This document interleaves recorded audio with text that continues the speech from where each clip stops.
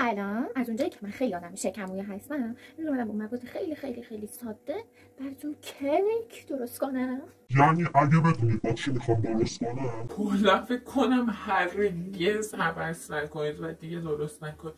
شاید هم خوب بشه چون خودم هم تا حالا درست نکردم، اصلا نمیدونم. حالا بریم ببینیم چی میشه دیگه. یا میریم بیمارستان یا نوش جان میکنیم. آخرش فوقش میگم این ستا کارو نکن، کیک درست نکن. وقتی بلد نیستی بدون نگاه کردن جایی درست نکن. حتما وسایل اولیه رو بخر. فوقش یه همچین چیزایی میگم. اول از همه نیاز داریم به یه ظرف. تادام، چون من شستمش خیزه، چیزی نیست، چیز مهمی نیست. از اونجایی که آرد قنادی و 2 0 و 3 0 رو نمیدونم از این داستان نداریم، دالاش هم آرد نانوایی بربری. گفتم سمه، ترکیب سمیه. میریم چیه دیگه. پودر کاکائو، این کیسمش چی بود؟ بیکینگ پودر. وانیل هم که نداریم، تموم شده. شیر نداری؟ آب میریزی؟ تو فیلم ها نمیدونم چجوری برش خوبه ما نیومده. تو خامار رو میشکنیم. مجبوری. از کلی تلاش برای جدا کردن پوست تخم‌مرغ از این تو در خدمت شما. و تازه یادم اومد که با سفیده و زرده رو جدا می‌کردم. خیلی هم دیگه چیکار کنم؟ هم می‌زنیم در حدی که چیز بشه. یه شکل خاصی بشه. حالا تا حدودی می‌خواستم در این حد بشه، یعنی بیشتر از این بشه. حالا نوبتی هم باشه، نوبت اینه که اینو بذاریم. یعنی چون من نمیتونم بذارم، من نمیتونم دستم اینجوری نگه دارم چون میره داخلش. بله، گرد زدم. اینطوری میشه، مجبورم اونجا آرد بریزم یا نشون بدم. نمی‌دونم کن تو هم ببینیم. اما به این مرحله رسیدیم، هم می‌زنیم. چقدر دارم این همه گله گله شد.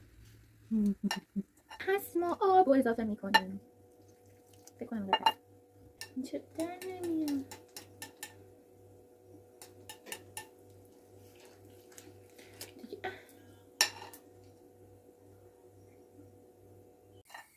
تادم.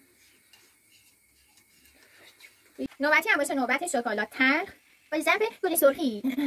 77% هم هست.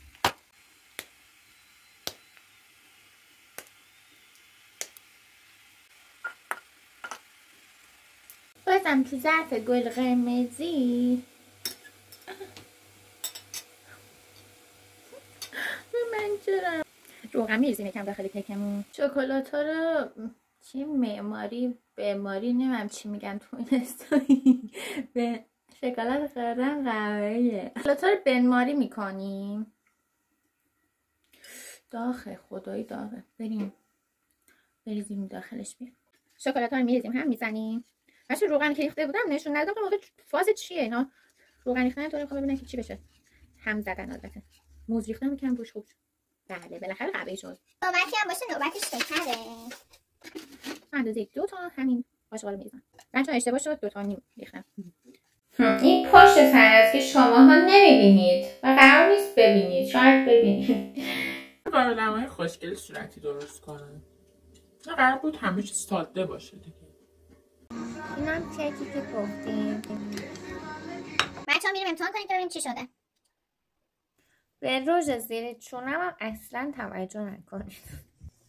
نمیتونم بگم نه بده نه خوبه. یکم شیرینیش کم هست ولی خب بدم نیست، قابل خوردن هست. ولی خب بهتون پیشنهاد میکنم که اصلا درست نکنید، امتحان نکنید. حالا میل خودتونه. ولی همونطور که گفتم نه اونقدر بده نه اونقدر خوبه. اونقدر که نه خیلی خوبه.